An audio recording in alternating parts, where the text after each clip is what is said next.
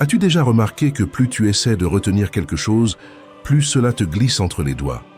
Paradoxalement, c'est lorsque tu apprends à lâcher prise que la vie commence à couler sans effort.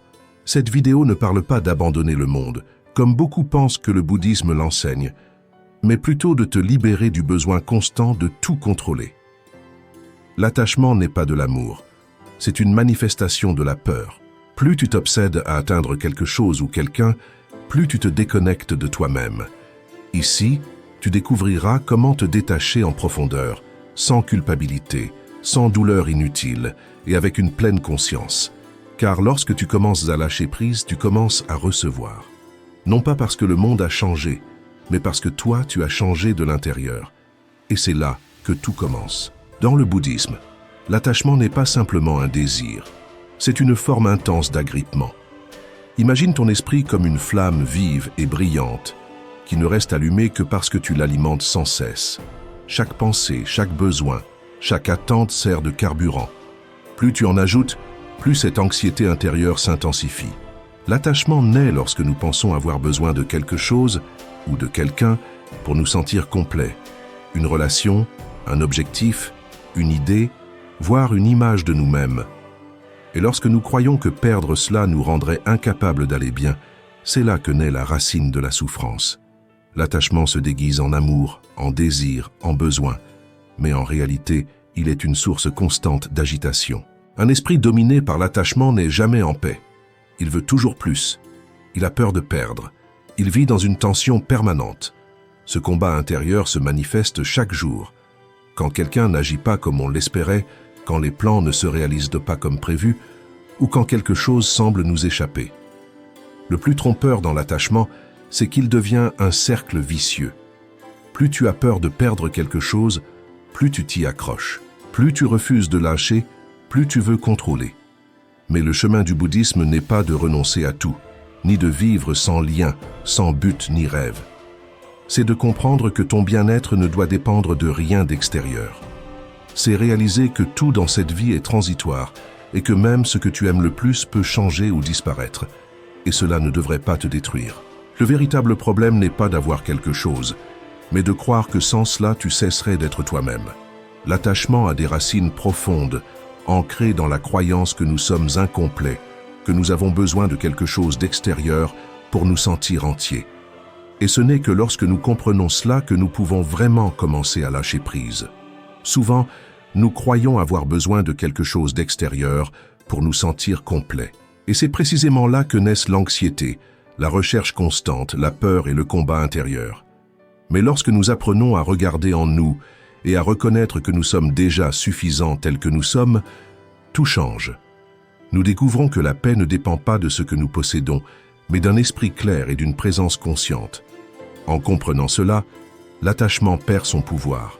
Dans le bouddhisme, lâcher prise n'est ni une obligation ni un sacrifice imposé, mais une conséquence naturelle de la compréhension. Quand tu comprends que quelque chose te nuit, tu n'as pas besoin que quelqu'un te le dise. Tu le laisses simplement partir, car cela n'a plus de sens de le porter. Le véritable détachement naît de la clarté intérieure, sans lutte, sans effort. Très souvent, nous confondons l'attachement avec l'amour, mais ils sont totalement opposés. Le véritable amour ne cherche ni à contrôler ni à posséder. L'amour authentique fleurit dans la liberté, alors que l'attachement serre, limite et étouffe. Tandis que l'amour dit « Je veux te voir heureux, où que tu sois », l'attachement murmure « Je veux que tu sois à mes côtés, même si cela te rend malheureux ». Apprendre à distinguer les deux est la première étape vers une véritable liberté émotionnelle. L'attachement ne te protège pas, il t'enchaîne, il ne te renforce pas, il t'épuise. Et chaque fois que tu parviens à le reconnaître en toi, tu fais déjà le premier pas vers la libération. Le détachement n'est pas une fuite du monde, c'est un retour à ton centre, à ta véritable paix. L'un des enseignements les plus puissants du bouddhisme est l'impermanence. La compréhension que tout change. Bien que cette idée soit souvent répétée, elle est rarement vécue pleinement. Il ne s'agit pas seulement de savoir que les choses passent, mais de cesser de résister à ce passage. C'est accepter avec honnêteté que tout ce qui commence aura une fin un jour et que nous ne pouvons l'éviter quoi que nous fassions. Cette vérité n'est pas une condamnation, mais une porte vers la liberté. Ce qui nous fait réellement souffrir, ce n'est pas le changement, mais la croyance que tout devrait rester pareil. Nous espérons que les personnes, les émotions et les situations ne changent jamais. Et lorsque cela arrive inévitablement, nous avons l'impression d'avoir été trahis. Mais le monde n'a pas échoué. Il s'est simplement transformé comme il l'a toujours fait. Réfléchis. Combien de fois as-tu souffert parce que quelque chose s'est terminé? Une relation, une période de ta vie, une amitié ou un travail?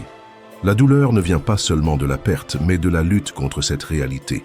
Tu voulais que tout reste pareil, mais le temps ne s'arrête jamais. Tout change. Ton corps vieillit, tes pensées s'effacent, tes émotions fluctuent, et les gens vont et viennent. Rien n'est permanent. Bien que cette idée puisse sembler triste au début, elle renferme en réalité une profonde beauté. Car en acceptant le changement, tu cesses de te battre contre lui. Et quand tu n'as plus besoin que les choses durent pour être heureux, tu peux profiter du moment présent avec un cœur libre. Il ne s'agit plus de retenir, mais de valoriser ce que tu as pendant que tu l'as, et de le laisser partir avec gratitude lorsqu'il s'en va. Accepter l'impermanence ne signifie pas abandonner, mais s'éveiller. Ouvrir les yeux sur une réalité qui a toujours été là, mais que nous ne voulions pas voir. Quand tu t'éveilles, le changement cesse d'être ton ennemi et devient ton maître. Chaque perte révèle une partie de toi qui avait besoin de lâcher prise. Chaque adieu te montre où ton attachement persistait encore. Chaque fin est aussi un nouveau commencement.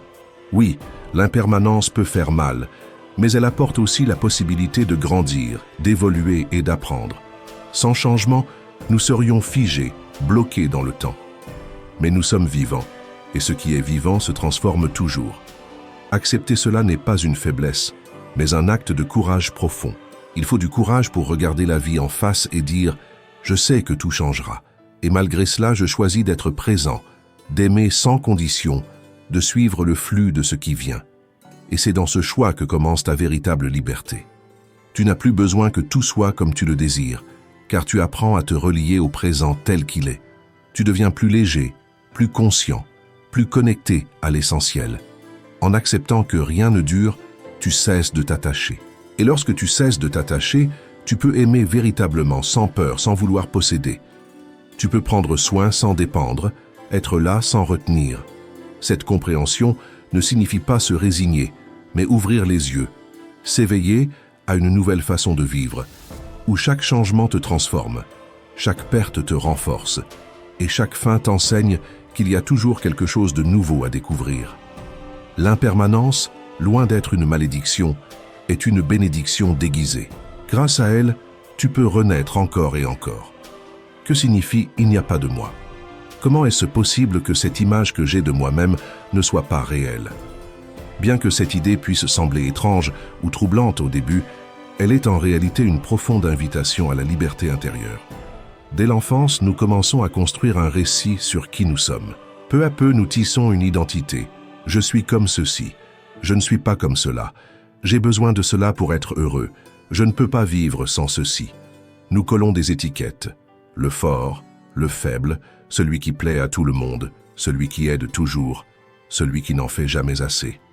Sans nous en rendre compte, nous restons piégés dans cette histoire que nous défendons comme si elle était immuable. Mais en réalité, il n'y a pas de moi fixe, solide ou permanent. Il n'existe pas d'essence inaltérable qui demeure pendant que tout change autour de toi. Ce que tu appelles « moi » est en constante transformation.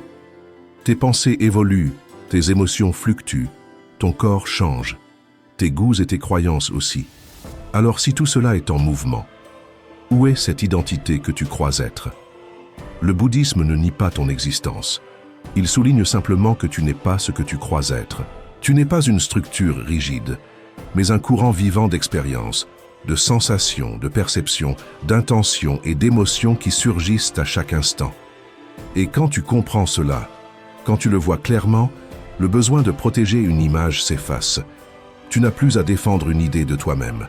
Tu n'as plus besoin de maintenir une identité qui te limite. Et quel est le lien avec le détachement? Tout. Plus tu es attaché à une image fixe de qui tu es, plus tu souffres. Si tu te définis comme quelqu'un qui doit toujours être accepté, le moindre rejet devient insupportable. Si tu te vois comme fort et infaillible, chaque erreur menace ta valeur personnelle. Si tu crois que tu ne peux pas être seul, chaque perte devient un abîme. Croire en un moi rigide alimente tous les attachements. Attachement à la manière dont on devrait te traiter, à la façon dont ta vie devrait être, à ce que tu dois accomplir pour te sentir digne. Mais si tu peux voir que ton identité n'est pas gravée dans la pierre, mais une histoire en constante évolution, alors tu peux cesser de porter ce fardeau. Tu peux cesser d'agir par peur, par insécurité ou par besoin d'avoir toujours raison. Et ce qu'il y a de plus beau, c'est que, loin de disparaître, tu t'élargis. Quand tu cesses de te limiter à une version étroite de toi-même, tu te donnes la liberté d'être beaucoup plus. Tu peux ressentir la peur sans te croire lâche. Tu peux changer d'avis sans te sentir incohérent. Tu peux échouer sans te définir comme un échec. Tu te donnes la permission d'être humain, avec tout ce que cela implique. Tu te donnes la permission d'être libre. De plus, lorsque tu lâches cet ego avide d'approbation constante, tu cesses aussi d'essayer de contrôler les autres. Tu n'as plus besoin que quelqu'un te valide ou te voie d'une certaine manière pour te sentir digne. Tu peux aimer sans condition, écouter sans te sentir attaqué, être présent sans attendre que tout tourne en ta faveur. C'est l'un des pas les plus profonds vers le détachement. Il ne s'agit pas de cesser d'être toi, mais de cesser d'être une version réduite de toi-même. Et ce faisant, tu t'ouvres à la paix, à la vérité, à une liberté qui naît de l'intérieur. Cesser de vivre comme si tu étais une statue taillée dans la pierre, c'est abandonner cette rigidité avec laquelle tu te définis. À la place, tu peux commencer à te reconnaître comme ce que tu es réellement. Un courant en transformation continue, une rivière d'expériences vivantes, une conscience qui observe, qui lâche, qui apprend et qui renaît aussi souvent que nécessaire. Comprendre que tu n'es pas une identité figée te libère de l'attachement aux versions passées de toi-même. C'est là, sans masque ni étiquette, que commence ton véritable changement. Méditation, Vipassana, la pratique de voir et de laisser aller. Imagine pouvoir observer tes pensées sans qu'elles ne t'emportent comme un torrent. Imagine ressentir une émotion intense, sans réagir automatiquement, sans fuir, sans dramatiser. Simplement être présent, observer ce qui surgit et le laisser suivre son cours. C'est cela, l'essence de la méditation Vipassana, un outil puissant pour cultiver le détachement à partir de la clarté. Vipassana signifie voir clairement. Il ne s'agit pas d'éteindre l'esprit ni d'éviter les pensées. Bien au contraire, cette pratique t'invite à regarder profondément ce qui se passe à l'intérieur de toi. Chaque sensation, chaque émotion, chaque pensée est perçue comme une vague passagère. Et tu n'es pas ces vagues, tu es l'océan qui les contient. En t'asseyant pour méditer, tu ne le fais pas avec l'intention de changer quelque chose ou de rechercher une expérience agréable. Tu entraînes ton esprit à observer sans intervenir. Au début, tu remarqueras à quel point ton esprit est agité. Pensées désordonnées, émotions intenses, inconfort physique, souvenirs, tout apparaît sans y être invité. Mais au lieu de lutter contre cela, tu le regardes simplement. Et là, quelque chose de subtil mais profond se produit. Tu réalises que tout ce qui apparaît finit aussi par disparaître. C'est la première grande découverte. Tout ce qui naît finit par cesser. Aucune pensée ne dure éternellement. Aucune émotion n'est permanente. Même la douleur physique change d'instant en instant. Quand tu vois cela par toi-même, quelque chose en toi commence à se relâcher. Tu ne réagis plus comme avant. Tu ne t'accroches plus à ce que tu désires, ni ne rejettes ce qui te dérange. Tu es simplement là, attentif, présent, ouvert. La pratique continue de Vipassana devient un entraînement essentiel pour la vie quotidienne. Dans la vie de tous les jours, tu es exposé à de nombreux stimuli qui te secouent émotionnellement. Quelqu'un te dit quelque chose d'inattendu et tu réagis avec colère. Une pensée négative surgit et tu la crois immédiatement. Une situation inconfortable apparaît et tu veux fuir. Mais avec Vipassana, tu apprends à voir tout cela comme des phénomènes temporaires. Tu n'es pas tes pensées, tu n'es pas tes émotions, tu n'es même pas ta douleur. Tu es la conscience qui peut observer tout cela sans s'y laisser piéger. Et c'est là que fleurit le détachement le plus profond. En observant sans juger, sans lutter, sans t'identifier, tu commences à lâcher prise. Tu lâches le besoin d'avoir raison. Tu lâches l'urgence de réagir à tout. Tu lâches l'habitude de fuir chaque fois que quelque chose t'incommode. Tu découvres que tu peux rester avec ce qui est, sans que cela te détruise. Cette pratique ne consiste pas à réprimer les désirs, ni à éliminer les attachements de force. Il s'agit de voir comment un désir se manifeste dans le corps, de remarquer comment il altère ton esprit, et de réaliser que cela aussi change si tu le laisses être. Et en l'observant, sans le rejeter, tu es déjà en train de lâcher prise. Non pas par résistance, mais par compréhension. Vipassana n'est pas seulement une technique de méditation, c'est une manière de vivre, une façon d'entrer en relation avec toi-même et avec les autres à partir d'une conscience plus lucide et plus équilibrée. Elle te rend moins réactif, plus serein, plus libre. Et cette liberté ne dépend pas du changement du monde. Elle dépend de ta capacité à regarder ce qui se passe et à lâcher ce qui fait mal. La véritable paix commence quand tu fais la paix avec l'instant présent. Quand tu cesses de fuir ce que tu ressens, quand tu peux habiter l'inconfort sans chercher à le transformer, là commence la véritable transformation intérieure. Personne ne peut te donner cela. C'est quelque chose que tu découvres en toi-même, à chaque respiration, à chaque regard tourné vers l'intérieur, à chaque vague émotionnelle que tu laisses passer, sans t'y accrocher. Samatha et Satipatthana. Calme et clarté. Un esprit sans entraînement est comme un singe ivre sautant de branche en branche, toujours agité, toujours à la recherche de quelque chose de nouveau ou fuyant ce qu'il craint. C'est pourquoi cultiver le calme, samatha, et l'attention consciente, satipatthana, est essentiel pour trouver l'équilibre dans la vie. Bien souvent, nous vivons en pilote automatique, prisonniers de pensées que nous n'avons jamais choisies, emportés par des émotions intenses qui nous dépassent, dominés par des habitudes que nous répétons sans savoir pourquoi. Depuis ce tourbillon intérieur, il est pratiquement impossible de trouver la paix ou d'apprendre à lâcher prise. C'est pourquoi dans le bouddhisme, on enseigne deux piliers fondamentaux pour transformer notre relation à l'esprit. Samatha et Satipatthana. Le premier, samatha, consiste à développer un calme intérieur, une tranquillité profonde, née de la concentration de l'esprit. C'est un entraînement pour apaiser le vacarme mental grâce à la focalisation. Cela peut se faire en portant son attention sur quelque chose de simple, comme la respiration, une image mentale ou même un son régulier. À mesure que tu maintiens cette attention, l'esprit s'apaise naturellement. Mais ce calme n'est pas simplement l'absence de bruit, c'est une présence consciente et puissante. C'est la capacité d'être avec toi-même sans chercher de distraction extérieure, sans courir après des stimuli. Et cela, dans le monde actuel, est un acte révolutionnaire. Car quand l'esprit s'apaise, tout devient plus clair. Les émotions cessent de ressembler à des tempêtes incontrôlables. Les pensées perdent de leur poids et de leur intensité. Tu n'es plus la victime du chaos mental. Tu vois ce qui se passe sans t'y laisser entraîner. C'est là qu'émerge une véritable force intérieure. À partir de cet état de quiétude, intervient Satipatthana, qui se traduit par attention pleine ou conscience éveillée. Contrairement à Samatha qui vise à calmer, Satipatthana se concentre sur la compréhension profonde de ce qui se passe, tel que c'est, sans filtre, sans jugement, et sans chercher à modifier quoi que ce soit. C'est porter la conscience sur le corps, les sensations, les pensées, les états mentaux. C'est un regard intérieur clair et honnête. Quand Samatha et Satipatthana se combinent, quelque chose d'extraordinaire se produit. L'esprit atteint un niveau de clarté et de sérénité si profond qu'il devient capable de percevoir la réalité sans distorsion. Dans cet état, tu peux observer une émotion qui naît sans te laisser emporter par elle. Tu peux voir une pensée négative sans la croire automatiquement. Tu peux reconnaître une impulsion et, au lieu d'agir, choisir consciemment de la suivre ou non. C'est comme si le temps s'étirait, te donnant l'espace nécessaire pour répondre plutôt que réagir. Et c'est là que germe la véritable graine du détachement, dans cette capacité à choisir en pleine conscience plutôt qu'à agir depuis la confusion ou le besoin immédiat.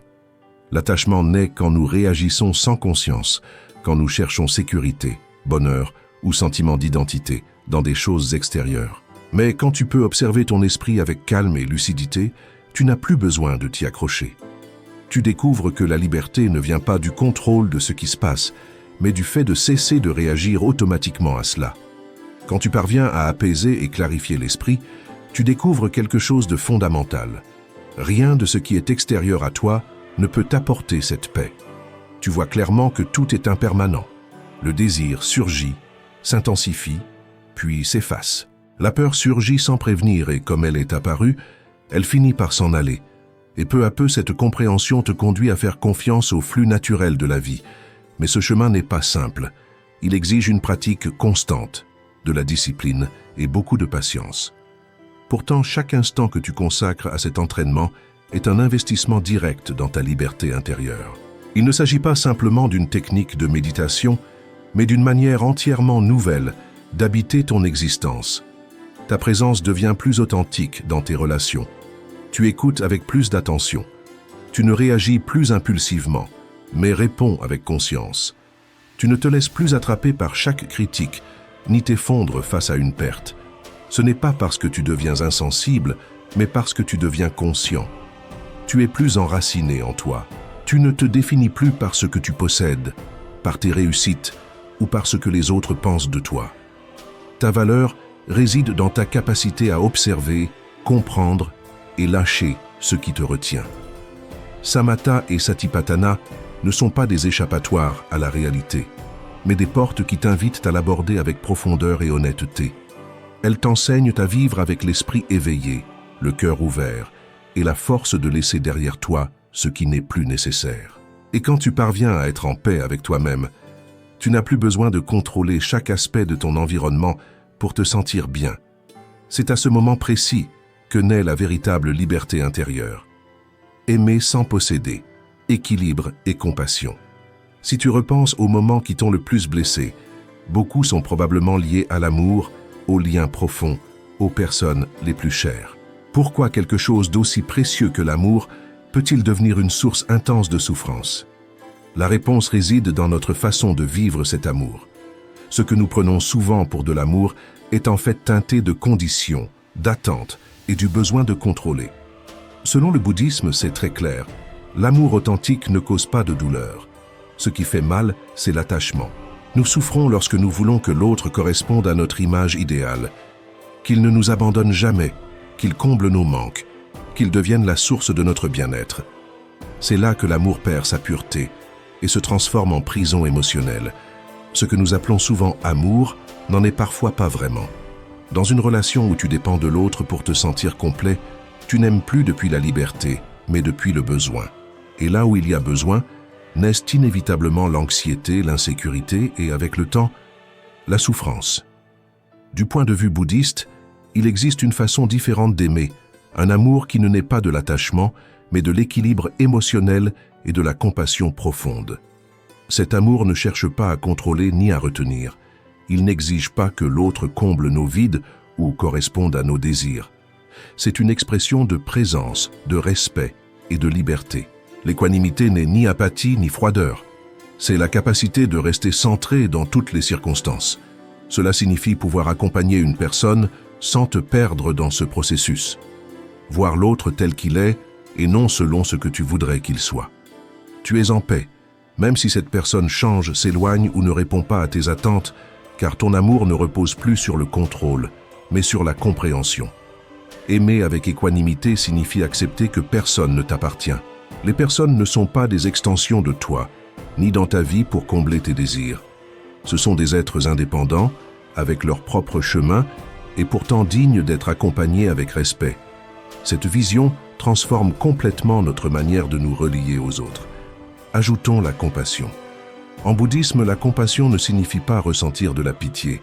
C'est la capacité de te connecter à la souffrance d'autrui avec un souhait réel de soulager, sans imposer, sans attendre une reconnaissance. Cette empathie naît de notre propre traversée du cuir douloureux et du refus que d'autres le subissent. Elle ne cherche pas de retour. Elle accompagne, illumine et soutient simplement. Quand l'équanimité et la compassion sont intégrées, l'amour atteint une pureté libératrice. Tu peux être avec quelqu'un et profondément souhaiter son bonheur, même si cela ne te concerne pas directement. Tu peux accompagner quelqu'un dans son chemin sans chercher à le changer. Tu peux dire « je t'aime » sans condition comme « fais ce que j'attends de toi ».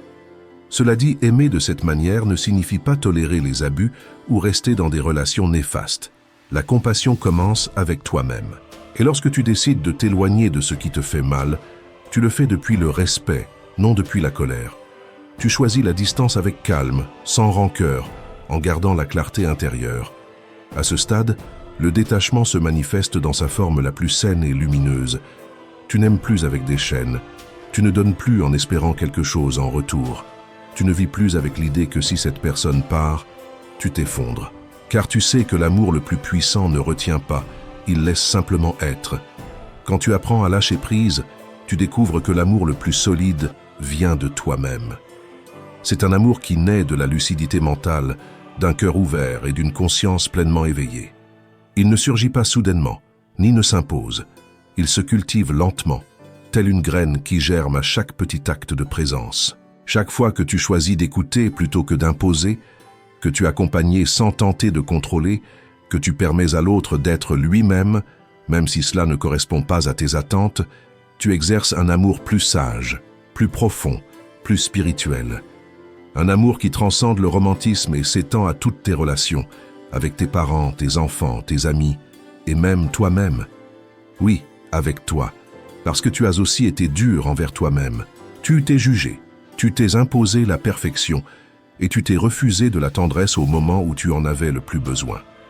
Apprendre à aimer sans dépendre commence par t'offrir à toi-même cette équanimité et cette compassion que tu attends tant des autres. Cela signifie te pardonner, t'accepter et cesser de conditionner ta valeur à l'idée d'être quelqu'un d'autre. Quand cela arrive, tes relations se transforment. Elles deviennent plus légères, plus authentiques. Il n'y a plus de jeu de pouvoir, ni de manipulation émotionnelle, ni de souffrance inutile. Il ne reste qu'un amour présent, sincère et libre. C'est dans cet espace que l'amour cesse de faire mal. Non pas parce qu'il disparaît, mais parce qu'il n'est plus enchaîné. Et dans cet amour sans attache naît la connexion la plus vraie. Celle qui n'a pas besoin de posséder pour se sentir réelle. Celle qui ne repose pas sur la peur de perdre, mais sur la liberté de partager ce que nous sommes, sans condition ni exigence. Tu n'es plus cette version de toi qui luttait pour tout contrôler, ni celle qui s'identifiait à ses peurs, ses désirs ou ses attachements.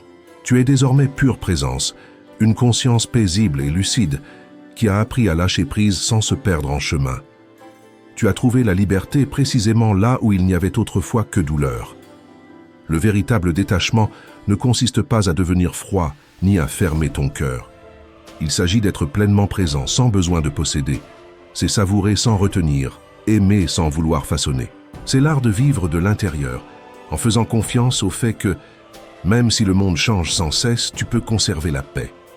Tout au long de ce chemin, tu as découvert que l'attachement naît de la peur de ne pas être suffisant, d'être seul, de perdre ce que tu aimes. Mais tu as aussi appris que cette peur se dissout quand tu t'alignes avec la vérité, que tout est transitoire, et que c'est bien ainsi. Car la plénitude ne réside pas dans la permanence, mais dans la capacité à être avec ce qui est, tel que c'est. Tu as compris que tu n'es pas un être figé, mais un flux constant en transformation. Et dans ce mouvement, tu peux changer, grandir, te transformer sans cesser d'être toi-même.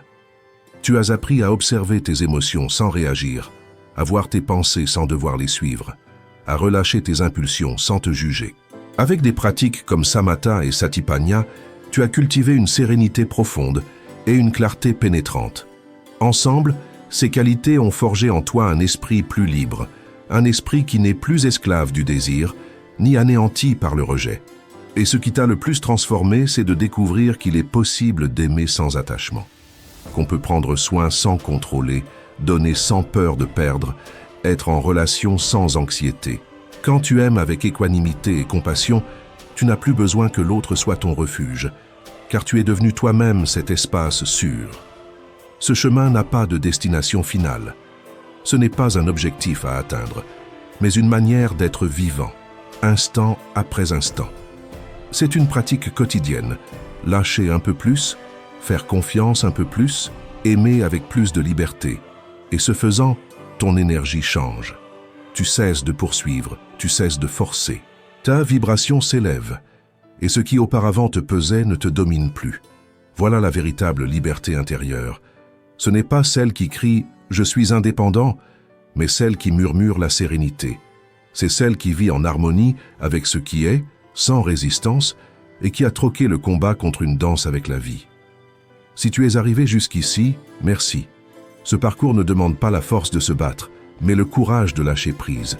Et tu as cette force. Si ce message t'a apporté quelque chose de précieux, je t'invite à t'abonner à la chaîne. Chaque semaine, nous partageons des outils et des réflexions pour t'aider à vivre de manière plus consciente, authentique et libre. Et si quelque chose a résonné en toi, partage-le en commentaire. Dis-nous ce que tu as découvert sur le détachement, où tu en es dans ce voyage. Ta voix fait aussi partie du chemin. Ton processus compte. Merci de marcher avec nous.